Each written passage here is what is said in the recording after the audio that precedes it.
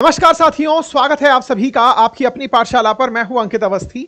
साथियों, जैसे ही पिछले हफ्ते पहलगाम हमला हुआ, उसके बाद भारत ने कूटनीतिक प्रयास जिस तरह से बढ़ाने शुरू किए, उन प्रयासों में दुनिया के देशों से बात करना हो या फिर दुनिया के प्रतिनिधियों को अपने यहां बुलाकर संबोधित करना हो, ये प्रयास हमारे जारी हैं। और इसी प्रयास को आगे बढ़ाते हुए भारत की तरफ से अपने सुरक्षा इंतजामात को बढ़ाने के साथ साथ उन दुनिया के देशों से जो पाकिस्तान के समक्ष स्टेक होल्डर हो सकते हैं, उनसे मुलाकात के दौर जारी हैं। और इसी बीच में भारत ने अफगानिस्तान और पाकिस्तान में बढ़ रही दुश्मनी का फायदा उठाते हुए उसके साथ मित्रता का काम करना शुरू कर दिया है।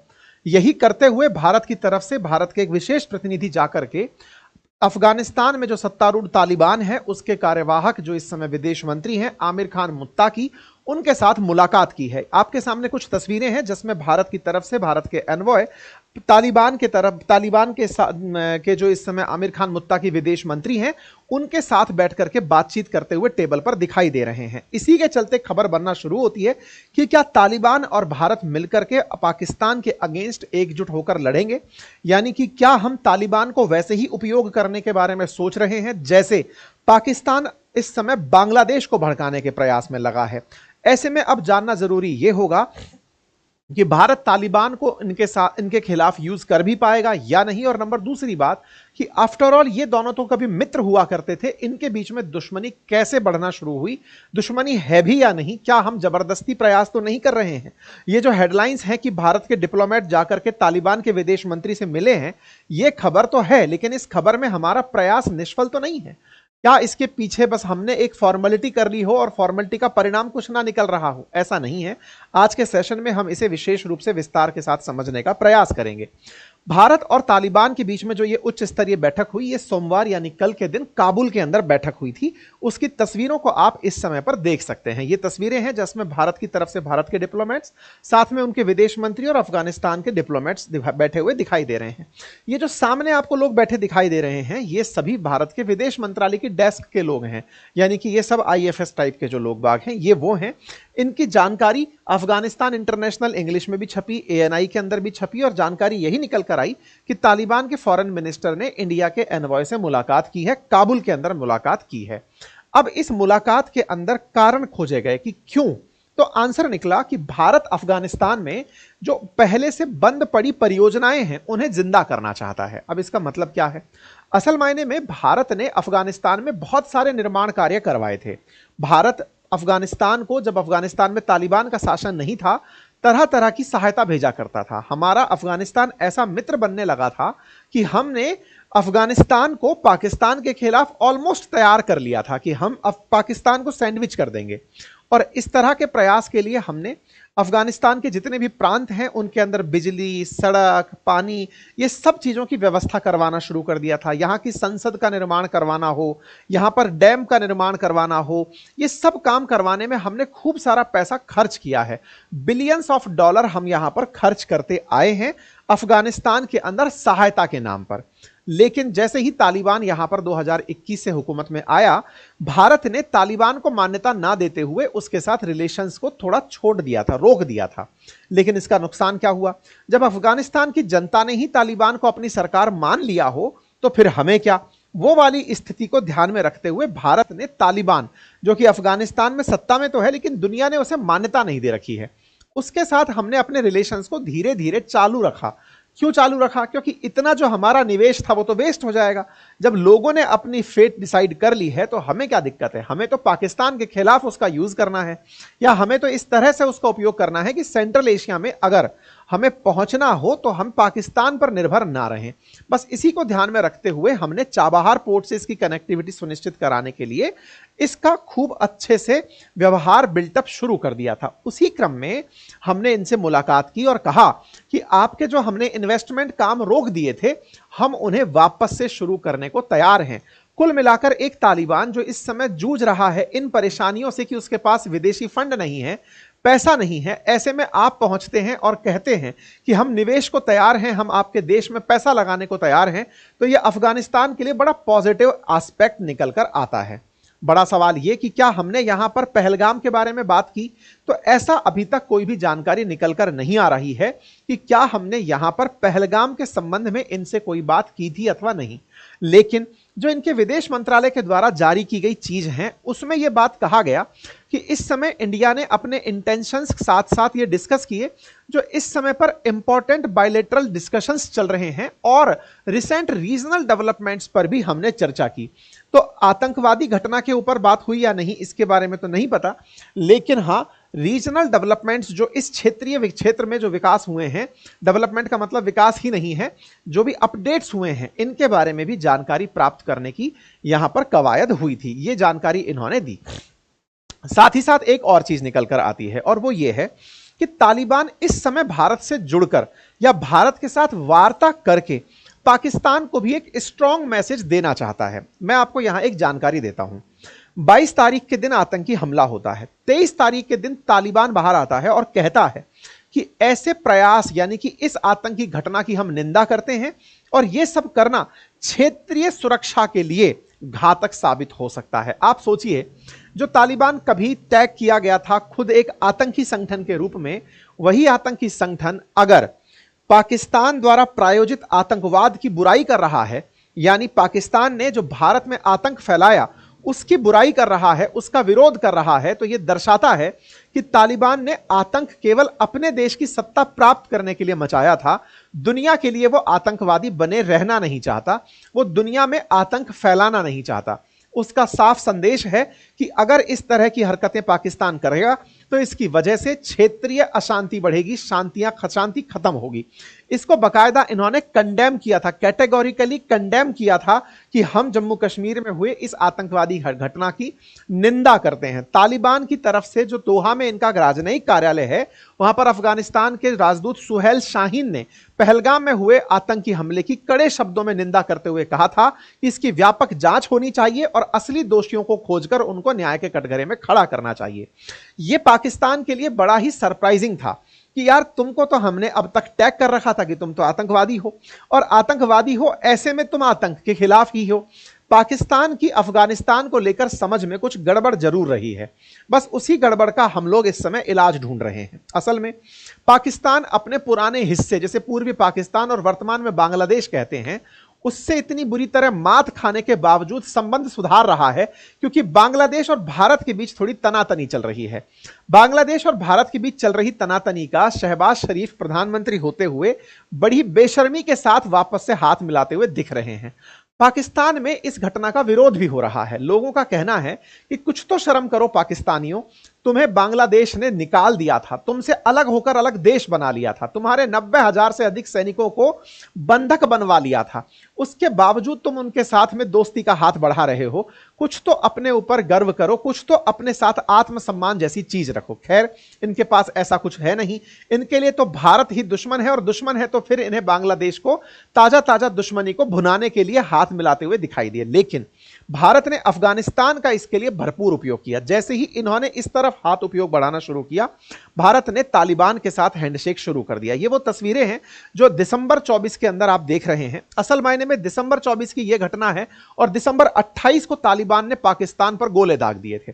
दिसंबर 24 को भी भारत की तरफ से एक डिप्लोमेट गए थे अफगानिस्तान में, मुलाकात किए। उससे 7 दिन के अंदर अंदर ही तालिबान ने पाकिस्तान के ऊपर गोले बरसा दिए थे।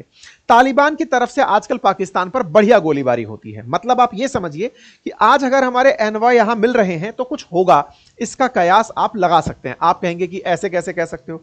असल मायने में केवल दिसंबर में ही नहीं, फिर आप ये जनवरी की कटिंग देख रहे हैं। जनवरी के समय पर भी भारत की तरफ से जो भारत के इस समय विदेश सचिव हैं, फॉरेन सेक्रेटरी जो हैं, उनकी मुलाकात भी आप यहां पर आमिर खान मुत्तानी के साथ देख सकते हैं। मतलब लगातार भारत अपने संबंध तालिबान से मजबूत करता चला जा रहा है, अफगानिस्तान से मजबूत करता चला जा रहा है। इसका नतीजा क्या निकल रहा है? पाकिस्तान अफगानिस्तान पर गुस्सा निकाल रहा है। आप यहां पर सुर्खी देख रहे हैं, न्यूयॉर्क टाइम्स की है, कल की सुर्खी है। सुर्खी यह है कि पाकिस्तान ने 54 मिलिटेंट्स को, जो कि अफगानिस्तान से पाकिस्तान में एंट्री करने जा रहे थे, उन्हें मार डाला है। अब 54 मिलिटेंट्स को मार दिया है। टेक्निकली थे तो वो अफगानिस्तानी। अफगानिस्तान के लोगों को अब पाकिस्तान अब मिलिटेंट कह रहा है कि तुम हमारे देश में दिक्कत खड़ी करने आते हो, इसलिए हमने तुम्हें मार दिया है। लेकिन बड़ा सवाल यह है कि इतना ज्यादा इन लोगों के बीच में संबंध बिगड़े कैसे? इन दोनों देशों के बीच में तो कभी मित्रता हुआ करती थी, संबंध बिगड़े कैसे? तो देखो, कहानी कुछ इस तरह से शुरू होती है कि जब अफगानिस्तान में संघर्ष हो रहा था तालिबान का 2000 के बाद से लेकर के 2021 के बीच में, जब अफगानिस्तान में तालिबान सत्ता में आना चाहता था, उस समय पाकिस्तान ने अपनी भूमि का उपयोग अमेरिका को अलकायदा को खत्म करने के लिए करने दिया था। तालिबान कहता है कि तुमने हमारे देश को बर्बाद होने में अमेरिका की मदद की थी, तो इसके तुम गुनहगार हो। नंबर एक बात। नंबर दूसरी बात, तुमने जब हमारे देश यानी अफगानिस्तान में दिक्कतें हो रही थी तो लोग जो भी आतंक फैला रहे थे, देखिए अलकायदा पाकिस्तान अफगानिस्तान में शरण लेकर के फला फूला था। ओसामा बिन लादेन लेकिन अफगानिस्तान से निकल करके पाकिस्तान जा छिपा था। बर्बाद पाकिस्तान नहीं अफगानिस्तान हो रहा था। अमेरिका गोले अफगानिस्तान में बरसा रहा था, लेकिन अलकायदा से चीफ निकल करके ओसामा बिन लादेन छुपा कहां था? पाकिस्तान के एटबाबाद में। तो बोले यार तुम मरवाते हमको थे, पालते आतंकवादियों को तुम थे, बर्बाद हमारा देश हुआ, तुमने नहीं, तुम्हारा देश बर्बाद नहीं हुआ। तो ऐसा इन लोगों के बीच में एक दूसरे की समझ के खिलाफ चीजें बन चुकी हैं। पाकिस्तान के द्वारा किए गए सभी प्रयास भारत ने भी तालिबान को समझा दिए हैं कि देखो तुम्हारा केवल उपयोग किया गया है। ऐसे में तालिबान को आवश्यकता है अपने देश को बराबर बड़ा बनाने की, पाकिस्तान पर डिपेंड रहने की आवश्यकता नहीं है। भारत ने अफगानिस्तान में तालिबान को यह बात बढ़िया तरीके से समझा दी। इसका परिणाम क्या निकला? जैसे तालिबान ने अफगानिस्तान में सत्ता प्राप्त की, ऐसे ही पाकिस्तान के अंदर तहरीक-ए-तालिबान नाम का एक आतंकी संगठन है, जिसे आप टीटीपी नाम से जानते हैं। हालांकि यह तालिबान अफगानिस्तान वाले तालिबान से अलग है। शुरुआत में इस तालिबान और पाकिस्तान के तालिबान की ज्यादा बनती नहीं थी, लेकिन हाल ही के दिनों में देखा क्या गया है कि ये जो तहरीक-ए-तालिबान पाकिस्तान नाम का टीटीपी संगठन है, ये आजकल अफगानिस्तान से मदद पा रहा है और ऐसे में हमला करके पाकिस्तान में छुप जाता है अफगानिस्तान में जाकर के। इसी चलते पाकिस्तान ने कई बार अफगानिस्तान के अंदर घुस करके गोले चलाए हैं।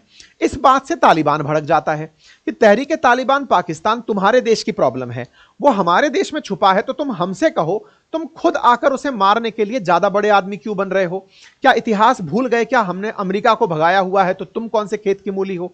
ऐसा कहके इन दोनों के बीच में डिस्प्यूट चल रहा है। अभी अगर आपको याद हो, कुछ समय पूर्व ही बलूचिस्तान के जो क्रांतिकारी थे, उन्होंने पाकिस्तान की एक ट्रेन का हाईजैक कर लिया था।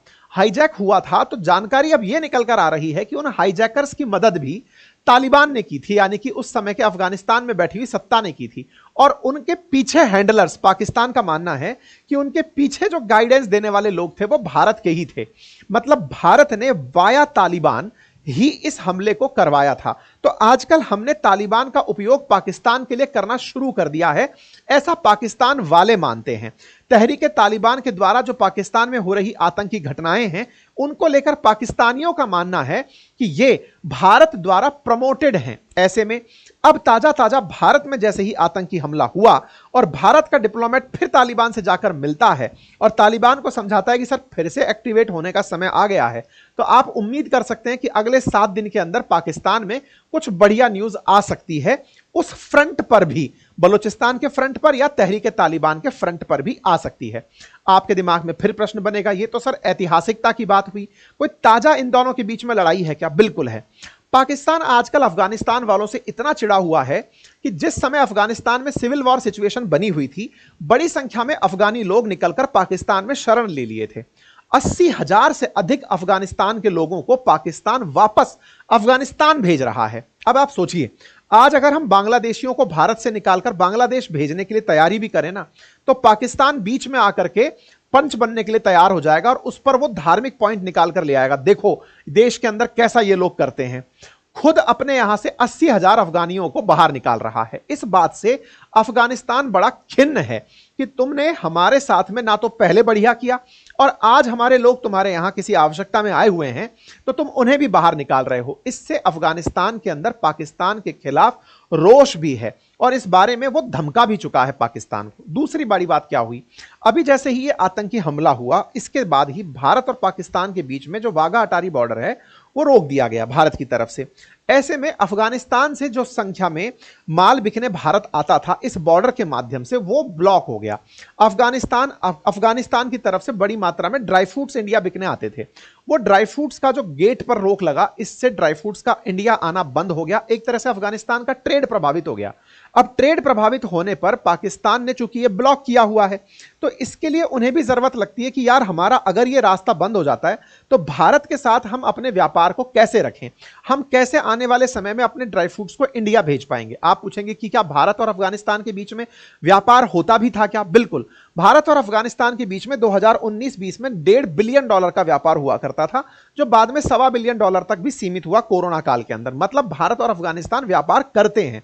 तो दूसरा रास्ता क्या है? दूसरा रास्ता है हम वाया ईरान होकर चाबहार पोर्ट के माध्यम से अफगानिस्तान से व्यापार करें। इसके लिए जरूरी क्या है? इसके लिए जरूरी है कि अफगानिस्तान में निवेश किया जाए भारत के द्वारा। जो पुरानी पड़ी हुई परियोजनाएं हैं उन रास्तों में फिर से भारत पैसा लगाए और इन रास्तों को तैयार करके लोगों को वाया चाबहार पोर्ट इंडिया तक पहुंच बनाए। इसके लिए भारत अफगानिस्तान के बीच में संबंधों का सामान्य होना, रिश्तों का बहुत अहम होना जरूरी है और इसी काम को भारत के द्वारा अब तालिबान के साथ किया जा रहा है। हालांकि तालिबान के साथ भारत ने थोड़ी मदद रोकी जरूर थी, लेकिन मानवीय सहायता कभी नहीं रोकी। इसके लिए भारत ने उन्हें राहत सामग्री, गेहूं, कीटनाशक और दवाइयां ये हमेशा भेजना जारी रखा था। भारत लगातार अपने द्वारा ऐसे देशों की मदद करता रहता है जो भविष्य में भारत के लिए एक एसेट हो सकते हैं, जैसे अफगानिस्तान, मालदीव्स। इन देशों के लिए भारत अपने बजट से भी पैसे निकालता है। जैसे इस बार 25-26 के बजट में भी भारत ने 6,886 करोड़ रुपए अपने पड़ोसी देशों के लिए निकाल कर रखे थे कि इनको सहायता में दिया जाएगा। जैसे इस बार के बजट में भी हमने 100 करोड़ रुपए केवल अफगानिस्तान के लिए निकाल कर रखे हैं कि हम तुम्हारी ये सहायता में खर्च करेंगे। पिछले साल ये 50 करोड़ हुआ करता था, इस बार हमने 100 करोड़ रुपए अफगानिस्तान के लिए केवल सहायता के नाम पर निकाले हैं। तो कुल मिलाकर भारत अफगानिस्तान को अपनी तरफ पाकिस्तान के खिलाफ करने में निकला हुआ है। निश्चित ही अगर प्रॉक्सी वार लड़ी जाती है तो तालिबान अपने आप में एक बड़ा असर भारत के लिए होगा। बाकी आप इस विषय पर क्या सोचते हैं, अपनी राय कमेंट बॉक्स में जरूर रखें। फिलहाल के लिए इतना ही। जानकारी पसंद आई हो तो साथियों से साझा करें। चैनल पर नए हैं तो सब्सक्राइब कर लें। और हां, हमारे रिकॉर्डेड बैच और लाइव क्लासेस उपलब्ध हैं अपनी पाठशाला एप्लीकेशन पर। मेरे द्वारा पढ़ाया जा रहा हिस्ट्री, पॉलिटी, इकोनॉमी, ज्योग्राफी उपलब्ध है for UPSC and state PCS. आप जाकर उसे ज्वाइन कर सकते हैं। साथ ही साथ मेरे हैंड रिटन नोट्स जो मैं इन क्लासेस में पढ़ाता हूं, उन्हें अगर आप अपने घर पर मंगाना चाहते हैं तो वो भी उपलब्ध है। बहुत ही खूबसूरत हैंड राइटिंग में लिखे हुए बेहतरीन कंटेंट 4 सब्जेक्ट का हिंदी और इंग्लिश दोनों माध्यम में उपलब्ध है। अपनी पाठशाला एप्लीकेशन से जाकर आप ऑर्डर कर सकते हैं। Thank you so much.